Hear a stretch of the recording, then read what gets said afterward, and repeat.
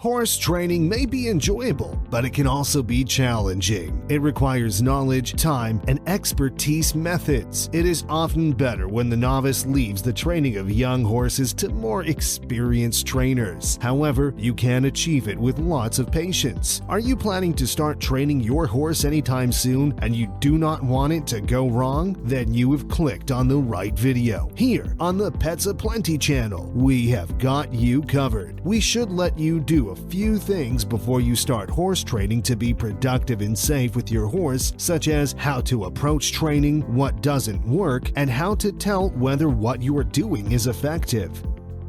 In this video, we will explain the 10 things good trainers do or do not do, so watch to the end, as number 1 is why horses often rear up. Before we go further, we would love for you to subscribe to our channel and turn on post notifications.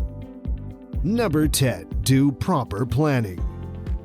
The objective of developing your strategy is not to create a complex plan that must be followed blindly throughout the year. Instead, design it to guide you to an ultimate destination, which is the set goal. Having a specific strategy helps a trainer reflect on a horse's progress and verify that they have not strayed too far off track in carrying out that plan. It allows the trainer to reflect on what worked and what did not work in their program at the end of the year. Compare months when the horse did well to the year-long plan. Then you'll see the combination of activities that enabled the horse to reach its full potential. In contrast, during the months when the horse performed poorly, the training will partially explain the outcomes, and these training methods can be dropped from planes. The most excellent trainers will detect these roadblocks early and choose the appropriate alternative to guarantee the horse continues to develop toward the objective. You would be bound to face some obstacles along the way. Stick to your plan and try not to lose focus. Number 9. Don't jump into training. Prevent strains and sprains by giving a progressive warm-up before work sessions, beginning with a 10-minute active yet relaxed stroll, and try to cool down after everyone rides to avoid muscular stiffness and pain. Maintain your horse's fitness so that he can undertake the tasks you want of him. Cultivate the habit of including slow, distance work, such as walking, into your regular riding routine for further protection. Number 8. Do take breaks in between training.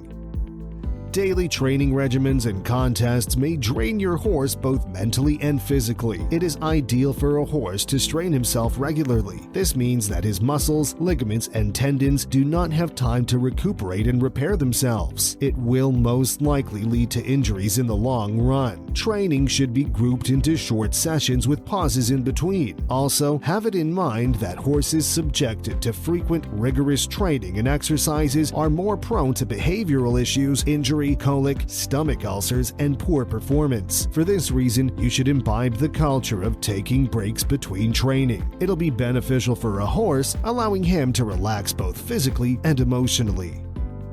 Number 7. Don't forget the rewards. Research has shown that positive reinforcement, particularly in the form of food incentive, results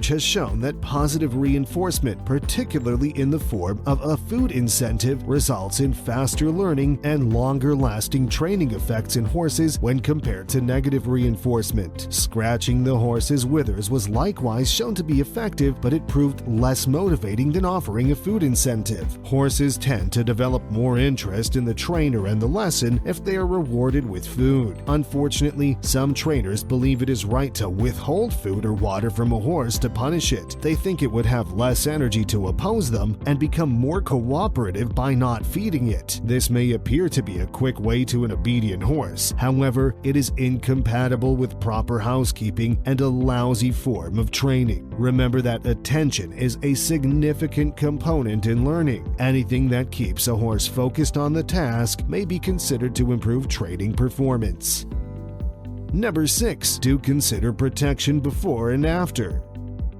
Consult your veterinarian to determine when and how much leg protection is required if you have a horse to train. Boots and leg wraps can help keep horses safe, especially when they're longed or round-penned. On a hot day, however, too much covering might raise the risk of heat-related soft tissue injuries, so listen to your veterinarian's advice. They are in the best place to give you the proper counsel you need on post-stressful workout methods such as putting stable bandages and icing. Number 5. Don't mistake fear for refusal.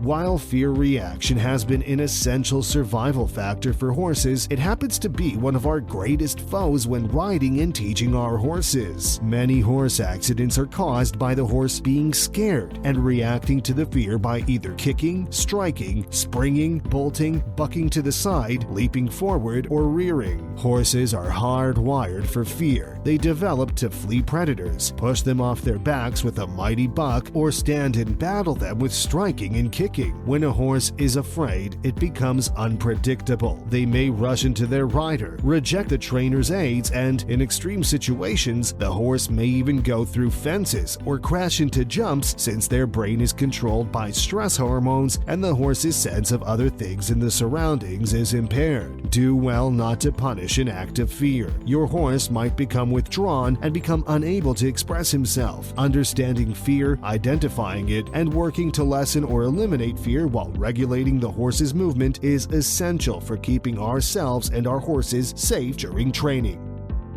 Number 4. Do daily checks before training. As a trainer or a horse owner, it is a good practice to run your bare hands over your horse's legs and examine his feet daily. To do this, place him on a short, long line and observe him briefly to check for small changes in movement. In a few weeks, you'll realize that you have become your early detection system. That way, it'll be easy to resolve a small issue before it becomes a severe one. A renowned horse trainer should always offer appropriate and timely foot treatment. Set up a regular plan with a reputable farrier or trimmer at a proper frequency for your horse's needs. Some horses respond best to a 4-week regimen, while others may go up to 6 weeks between trims or shoeing. Number 3. Don't let him live inside your home. Your horse will thrive better when you allow him to live outside in a stable or an open stall is healthy. Nature's approach of boosting circulation, hoof health, and general fitness is permanent turnout. If your horse must be stalled, offer as much turnout as possible while being safe. If he's prone to bucking and playing to extremes, take him out after you've worked him, when he'll be mellower and less likely to injure himself. So allow him to live outside if it is feasible.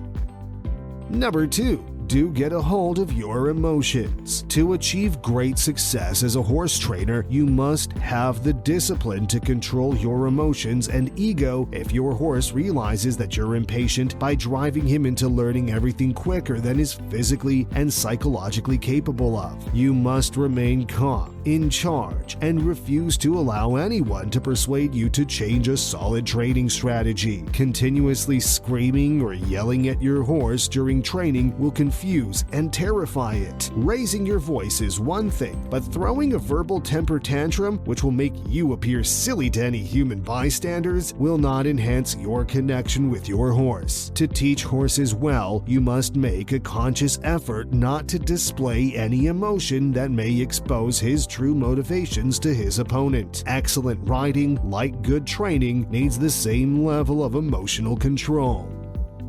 Number 1. Don't misuse the whip. Every horse trainer should know that a whip is a helpful tool for cueing your horse. You should never use a whip to punish a horse. Striking a horse confuses and frightens it. This goes against the growth of a willing horse and is not a good training move. What are some other things you do while training your horse? Let us know in the comments section. If you enjoyed watching this video, click on the like button, subscribe to our channel, and turn on post notifications so you'll be the first to know whenever we post a new exciting video. Also, check out our playlist and click on the video links that pop up at the end of this video. Thank you for watching.